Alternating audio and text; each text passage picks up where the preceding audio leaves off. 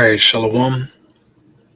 I want to start off as always by giving all praises and glory unto Yahweh, Bahashem, Yahushai, Bahashem, B'cha HaKodash. Daban is unto the apostles, the elders, and the bishops of Great Millstone. I want to send much love to the brothers out there doing this work in truth and sincerity. And I also want to send peace and blessings unto the believers of the hopeful elect.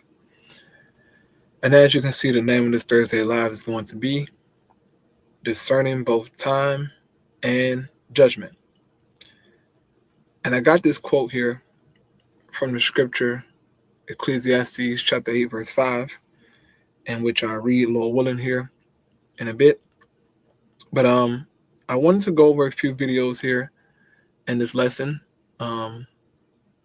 rapid fire videos, to show you the current state of the world, the current state of America, Babylon the Great, and just how everything is lining up according to prophecy. Okay, this is why we do these videos. This is why we preach, is to declare prophecy. Okay, the spirit of the Lord Yahushai is the spirit of prophecy. If you claim to be in Yahushai, right, claim to be a teacher, you got to be prophesying.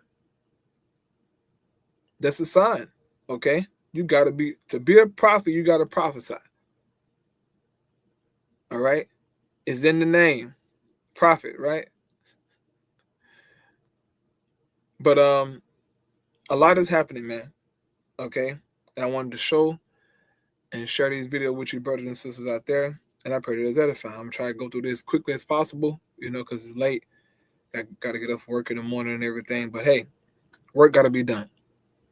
So the first thing I wanted to deal with here is a video from the Associated Press here on YouTube, and it says utility bills are exceeding mortgages in West Virginia despite Trump's promised cuts.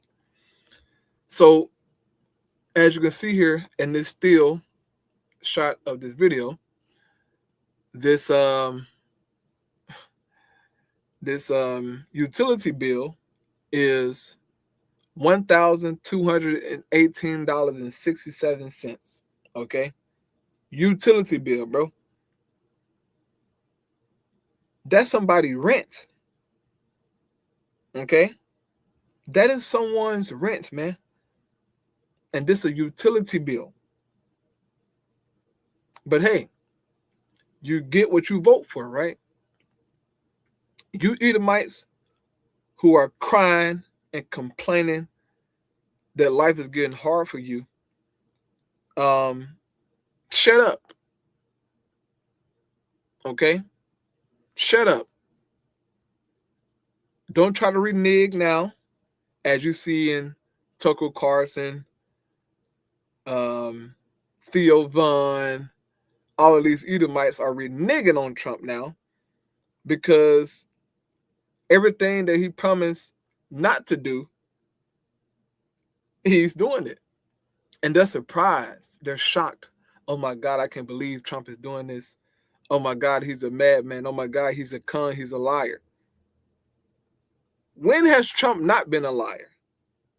When has Trump not been a con man? Are we living in two different realities? Are we living in the same world? Like what? Trump? A failed businessman? Jeffrey Epstein's main man, right? Best friend? You're surprised that he's a liar? Come on, man. See, you Edomites voted for Trump because of hatred, okay? For Jake and everybody else, who ain't, a quote unquote white, right? Donald Trump fueled your hatred, and he took on some of your white right-wing ideologies, right? He took on some of your Christian nationalist ideologies, and so you was pumped, you was pumped for Donald Trump about a year ago, right? You was happy, pink, happy pink, right? Dancing and drinking and partying and, shouting. Now look at you, losing.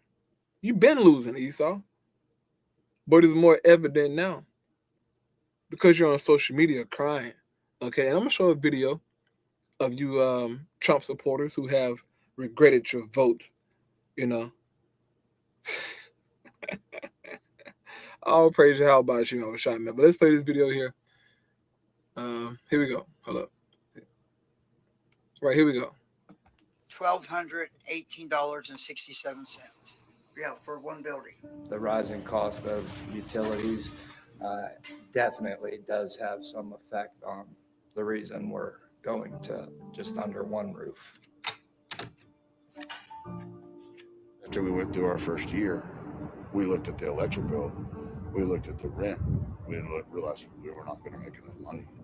So we had to raise the rent. And that was what started a lot of the rift with the West Virginians, that we were going to have to raise the rent when they had camping the same way for so many years. You're getting $1,300 to $1,500 bills for electric. And West Virginia has decided that they're going to run on coal for at least 2040. You don't have a choice when it comes to electric and water. And so, you can't decide to just not have electric for that month. We're seeing businesses lock up, businesses are closing.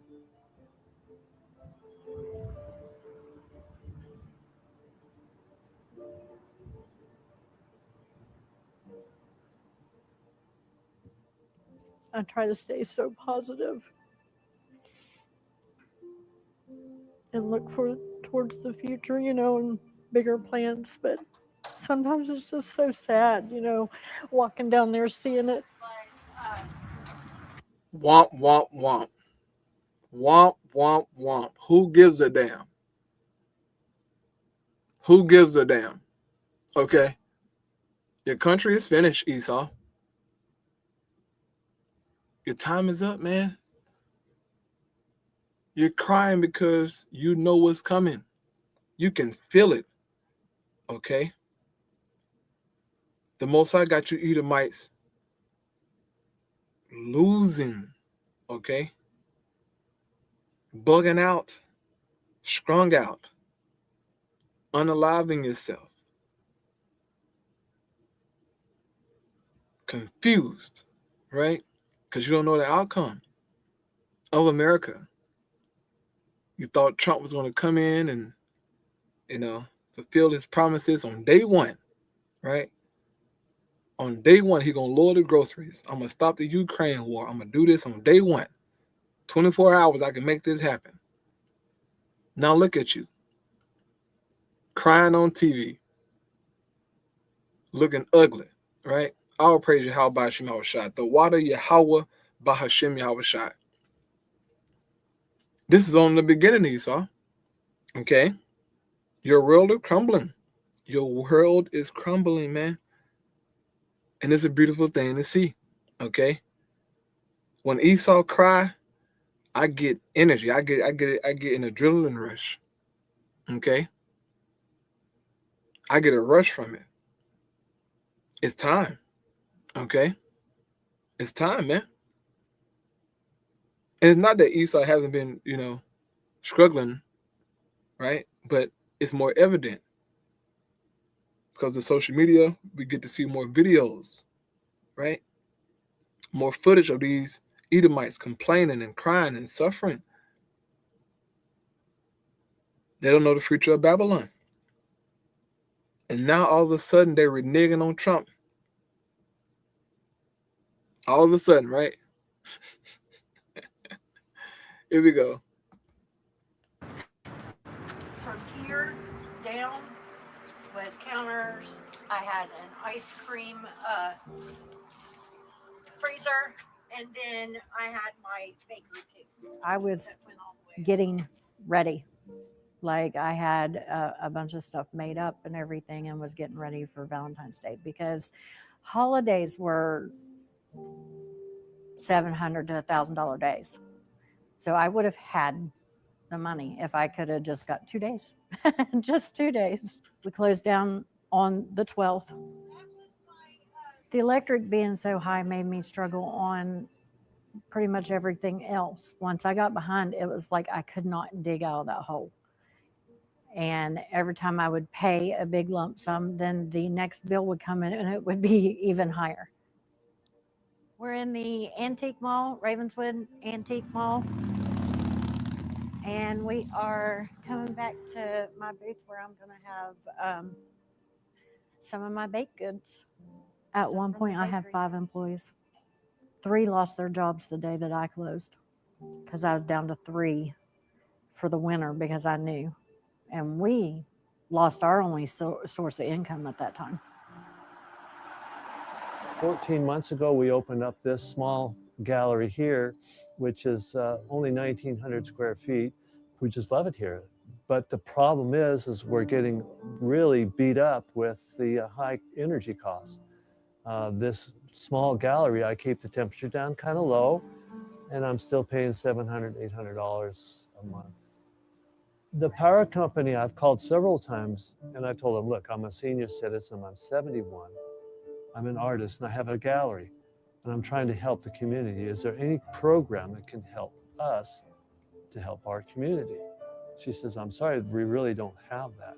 And your rent for the commercial space here is how much? It's only $600. It's $150 to $200 less than my power bill.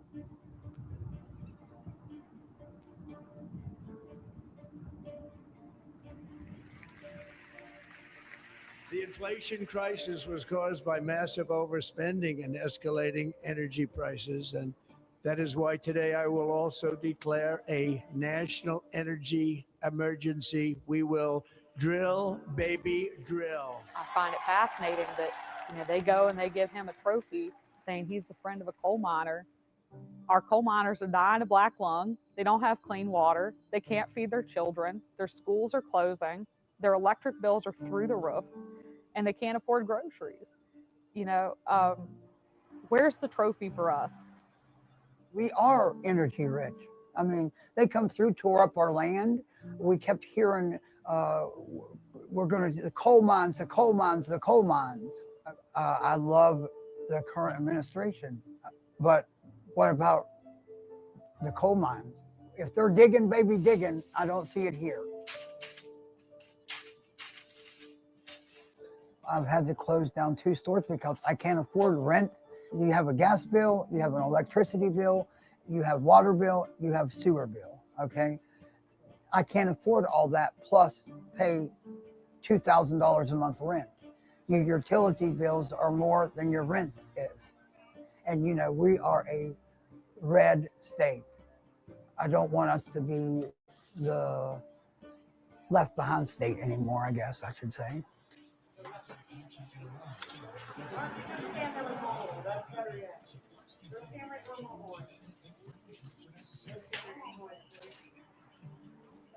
Everybody says we need them. You know, we need little bakeries. We need all these little small businesses, but then they're the ones that get hit the hardest. Womp womp. Over with. And this is not just in West Virginia. The price of living going up everywhere. Okay? Everywhere. Everything is being affected by this war, by the decision making of the Trump administration. It's going down. Okay? Next video. This is from NBC News. It says, war with Iran threatens global food supply chain. And indeed, it is. It's threatening it, okay? It's happening in real time. So I'm going to play this video here, then I'll move on to the next thing. What starts in the Middle East is quickly moving through the global supply chain. And soon, likely into your grocery bill. From corn, wheat, and soybeans to bread, meats, and more. We're talking about all the crops and all the food products that we consume on a daily basis. At the center of it all, fertilizer. About 1/3 of the world's fertilizer ingredients moves through the Strait of Hormuz.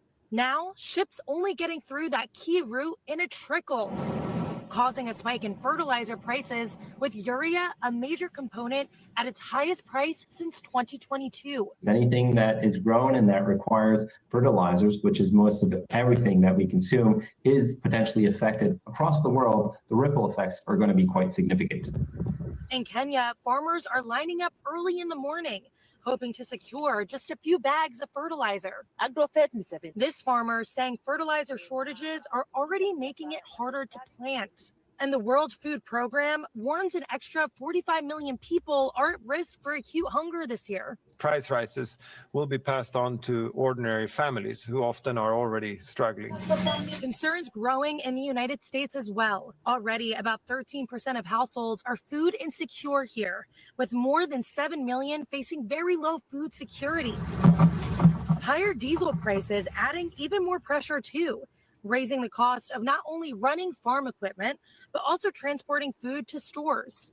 Energy prices are affecting us. Will Harris, a fourth-generation cattle farmer in Georgia, says that rising fertilizer prices are hitting agricultural production across the country. As beef prices have gotten higher and higher and higher, I fear that that will eventually impact my volume of business. Even before the war, farmers were already under pressure, from rising costs to tariffs and global competition. Last year, 315 farm bankruptcies were filed, up 46% before. The federal government has stepped in with some relief, including $12 billion in aid announced last year. But now, the ongoing conflict with Iran adding another layer of strain. We have had to raise prices, and we continue to raise prices. The latest inflation report from before the war showing beef prices at record highs, up about 15% from last year. As those ripple effects build for farmers and for consumers, the question now, how much more can they afford to pay? We thank you for watching, and remember, stay updated on breaking. This is by design, okay? They are disrupting the global food supply chain, the global markets. Everything is being disrupted.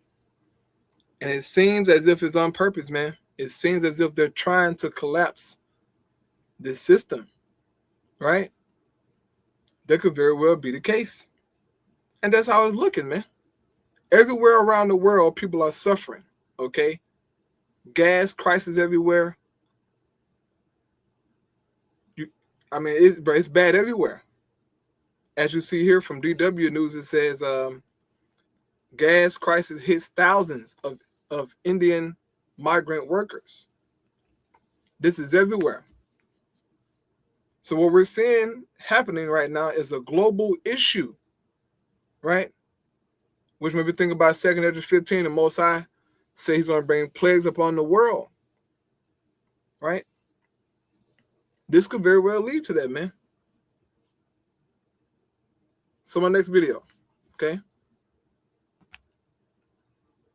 It says NBC News, humanoid robots take over manual job at auto part plants. Now, people focusing on their war with Iran, right? Which is, it's good. But a lot of people are not talking about AI and robotics and these data centers, right? It's as if it's happening behind the scene, but it's not. If you're looking and watching and researching, you see that these data centers are going up fast, okay? They're passing all kinds of laws to give money to certain companies, right? This is real. But AI and robotics is a very present thing. And as the day goes by, these devils are incorporating robotics into everyday life. Slowly but surely, it's happening, bro. Okay? And so this video is going to cover some of that. And then I move on to the next thing, okay? Okay, here we go. Robots are on the roads, in the streets, performing on stage, even in the White House, and now in the workplace too, as companies increasingly turn to humanoid robots to fill jobs. In Cheraw, South Carolina, auto parts manufacturer Schaeffler employs about 750 people and a couple of robots too. This is Digit, 5'7", 205 pounds. It's made by Agility Robotics, where Curran Kokar works. Why design it like a human? I think one of the reasons is it's easier for a robot to fit into a human workspace so that the workspace need not be modified. Digit's commute just a few steps from its charging pad to a stack of metal baskets, each one carrying 25 pounds worth of auto parts from a stamping press. It squats down, pinches the edges of the basket, walks a few feet away, and places the basket onto a conveyor belt to be fed into a huge washing machine to clean the parts. So Digit over here has arms and hands and legs just like us, but its eyes are not quite on the top of its head. It actually has a LiDAR sensor in its neck and a camera on its chest to figure out how high to elevate it when it puts it onto the conveyor belt. Dave Kerr, Schaeffler's president of humanoid robotics, says all of this used to be done by a human. And so what happened to that person that used to be doing that job?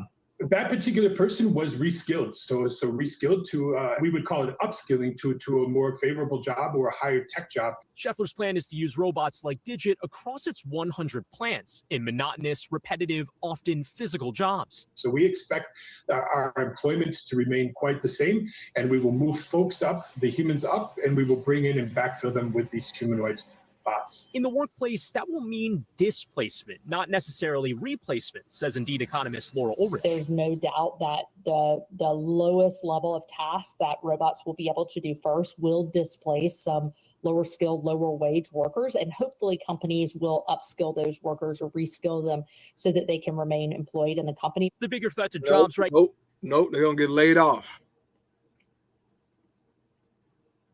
They'll get laid off, man. You see what old boy with the Oracle, right? Which is Larry Ellison Company. They laid off 30,000 workers because they're going to replace them with artificial intelligence. Okay? This is happening, bro. You don't have no job, man. They're coming. Okay? And here on this news thing, it says analysts say autonomous AI agents and humanoid robots will be in the millions by 2035. So this is something also that Elon Musk said when he was at that I think it was the World Government Conference. Elon Musk said that by he said within the next 10 years, which would be, 2035. Okay, when he said it, it was 2025. He said in the next 10 years, robots will outnumber humans. And so to see this here on NBC saying that by 2035, there'll be millions of humanoid robots, this is something to consider. Okay, I pray that Babylon, America, don't be in power in no damn 2035. Okay, we pray that we don't gotta, have 10 more years in this stuff. Oh my goodness. But it's gonna be very strange to behold humanoid robots out in everyday life. Okay, they talk about how, oh, this is overcrowded, that is overcrowded, but you're adding millions of robots to society. Okay, so these devils, man, they're moving forward with their agenda. These robots are getting better, AI is getting better. They're taking on more tasks. They're doing more acrobatic things. And sooner or later, man, it's going to be mass layoffs. Okay? It's going to be mass layoffs everywhere, which is going to cause riots and, all kind of protests, uprisings. But no worries. They have universal basic income on deck, ready on deck to give it to you to stop protesting them, right? Give you a few digital currencies to go, get what you need somewhat so you can shut up, okay? But this is all about design, man. Here we go. Right now may be in desk jobs where the sweeping adoption is happening for tools like ChatGPT or Claude in corporate America. A Deloitte report this year said nearly 3 in 4 companies say they plan on implementing autonomous AI agents within 2 years. Robots as part of our daily lives, long part of pop culture. And I love you people too. And also sci-fi dystopia. Why do you give them faces? But now some analysts say the world really should brace for a world full of humanoid robots. UBS estimates more than 2 million humanoids will live among us by 2035, with that number exploding to 300 million by 2050. Manufacturing has long utilized robots to help make grueling physical jobs a bit easier. And more recently, companies like Amazon tapping robot fleets to do heavy lifting in warehouses. We have over 1 million unfilled positions right now, but we've got an aging population. We've got demand for more manufacturing happening in the US and not enough people to do it. This is Apollo. Other humanoid makers are in the robot race to staff up manufacturing plants. Mercedes-Benz is teaming up with Apptronik, and Hyundai is working with Boston Dynamics. The company, famously known for its dog-like robot named Spot, which also inspired this nightmare-fueling Black Mirror episode, says robots aren't ready for the home just yet. Going into the home is a mistake. We want to go into factories first, then work towards consumer-facing service industries, and then go into the home. Back at Scheffler, engineer Courtney Bain says Digit's power is its mechanic reliability. You can throw your back out, you can get sick. Digit doesn't have to worry about any of that. Digit doesn't have to worry about that. Digit doesn't have as many knee problems as we do. Even if it takes some breaks, just like us. When humans are on their lunch break, the robot is not running. So I guess Digit takes a lunch break too, like everybody In else. a way, yes.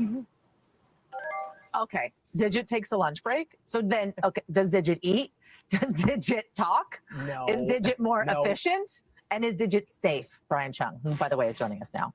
Answer all those questions for me. It doesn't talk, it doesn't eat. When it comes to more efficiency, the company that makes these robots says that they hope to get to a cost of goods, basically how much it costs to make this robot, to be somewhere around $30,000. That's the goal. Might not be there quite yet, but you imagine that that is a lot cheaper than having a human on that line making a yearly salary. But safety is the big question here, Yasmin. You saw in that piece that we had that glass box essentially around us. That's because there are concerns that the robot might trip and fall, most notably onto potentially another coworker. That's the reason why the technology isn't quite there yet, but these companies are treating this as a test. Brian Chung, thank you. We thank you for watching, and remember, Humanoid robots, man. So just from these 3 videos, okay, you can see that a lot is happening in the world, man. A lot is changing, okay? And as a believer in the faith, brother, you got to make sure you're on point. Know what times we are living in, okay? This is why I titled this video its name.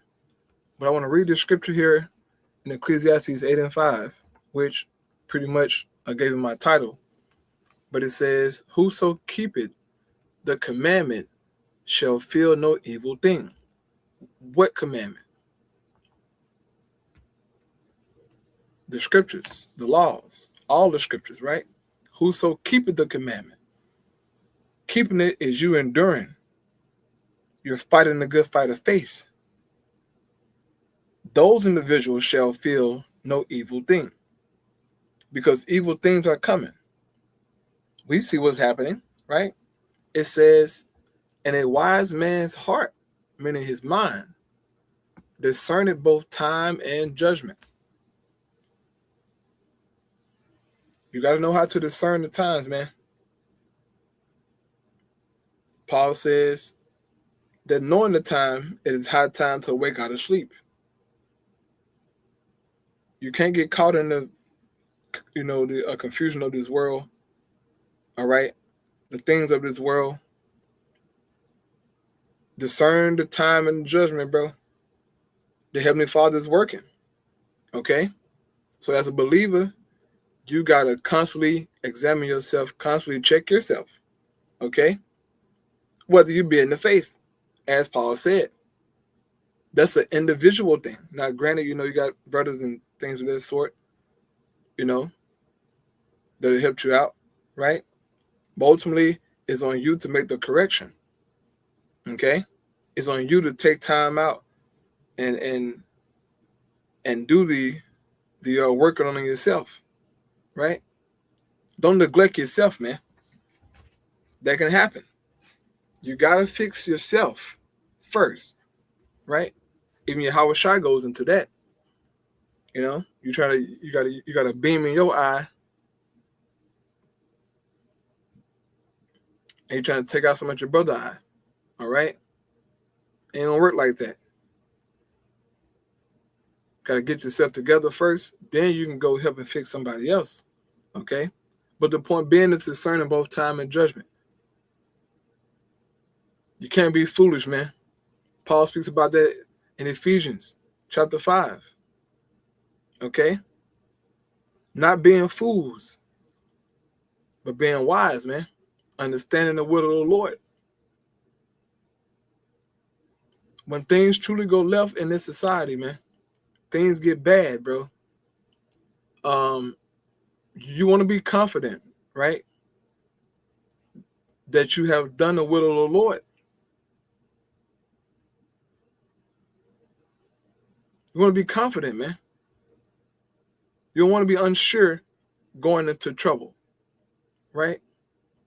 Not knowing if the Lord gonna be with you or not, questioning yourself, questioning, damn, man, why I didn't pray as much? Damn, why I didn't do this as much? Damn, man, why I didn't, fix this or fix that? Just do it now. One thing about man, we love to procrastinate, right? We got that bad.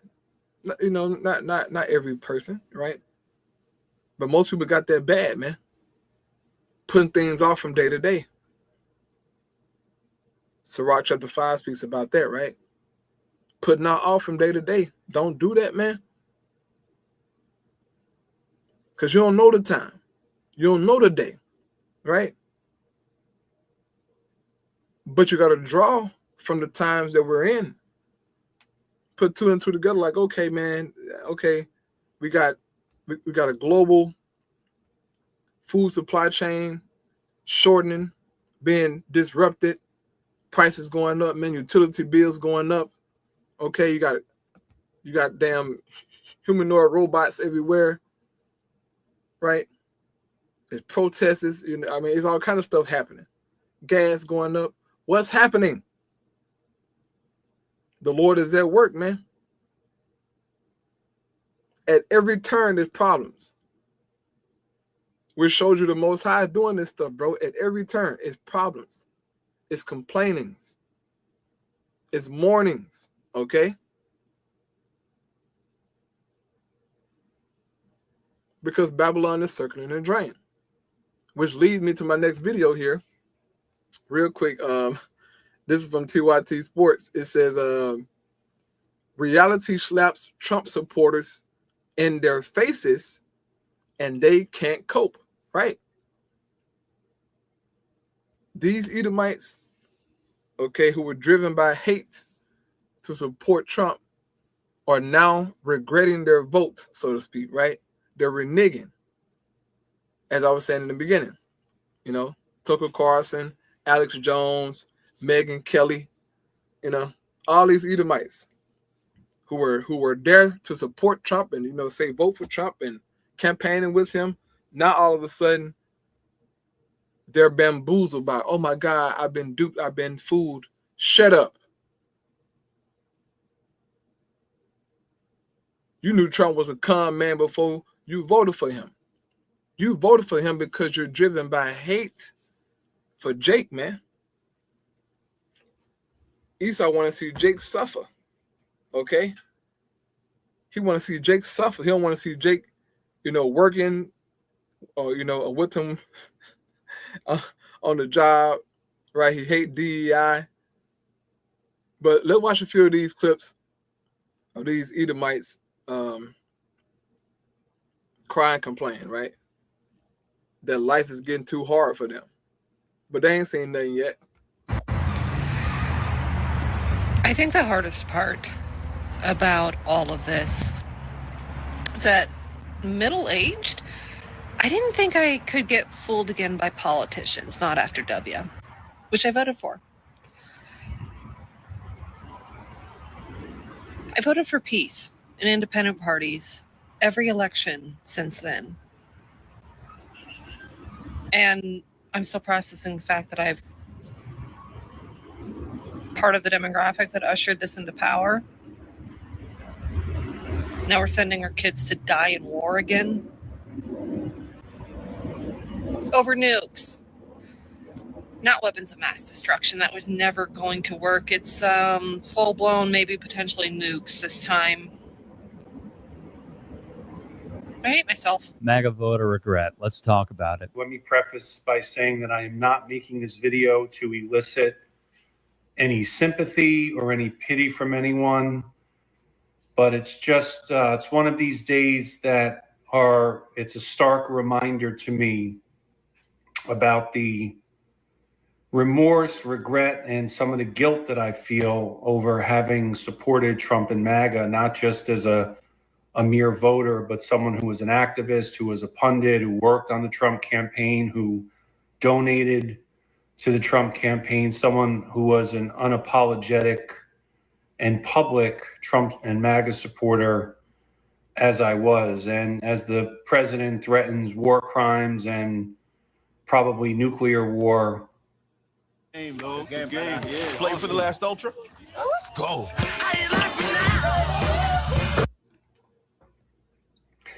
It's just a reminder for me that I made a mistake, and I would ask all of you out there who right now have MAGA friends and relatives, I think a lot of them are starting to feel some regret. Fellow TikToker Leaving MAGA 1 announces their departure from the Trump cult. Many have followed. Trump is becoming unhinged.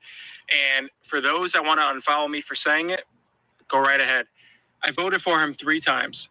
And before I get into what I'm going to say, for the people on the left and liberals, no, I am not on your side, but I like to call things for what it is. I think Trump has done some really good things, but his actions lately are starting to concern me and are fulfilling what my fear was with him with his second term. He's got nothing to lose, right? He's going to do what he wants to do. He's not getting reelected. He could do what he wants to do. The fact that he is now calling for jailing of a journalist, running for Venezuelan president, all kinds of things, bombing civilian infrastructure. These are, I hate to say it, these are things that a dictator says. And there are still some people that are just like blindly praising him and saying like, oh yeah, he's doing great, he's doing great, he's doing great. It's okay to say he's doing great with certain things and criticize things that are not going great. Let's be honest. He got his head inflated with Venezuela. This dude will 1,000% vote for Vance, by the way, 1,000,000% even. Now, in the process, some have taken to conduct parody. I regret voting for Kamala Harris in this past election cycle. I'm sorry to every single person that I wasted my vote for somebody like her. Because last election cycle, I should have realized that I should want to vote for somebody who would ruin America. I should want somebody who makes life so expensive for the everyday person while making the rich richer. I should want somebody. Yeah, they're getting into parody with that, but you saw just a few Trump supporters, you know. They look, Esau confused, man. All praise you, how about Shemal Shai. The water, how about Shemal Shai, man. Babylon is circling the drain. Okay? It's circling the drain. They're registering people for the draft in December. I forgot to, talk about that. That's going to, take place, right? This is beautiful, man. But I close out with that. I'll get into my 15 minutes to the video tomorrow, Lord willing. Because this is a very interesting video. Only 5 minutes. But I get into that tomorrow, man. But just want to show those few clips there to show you what the current state of the world, the current state of America, the people. It's crazy out here, right? But the Most High is at work, and it's only going to get bad from here, right? But things getting bad is things getting good for us because it's closer to salvation. All praise Yahweh Shem Shai Shalom.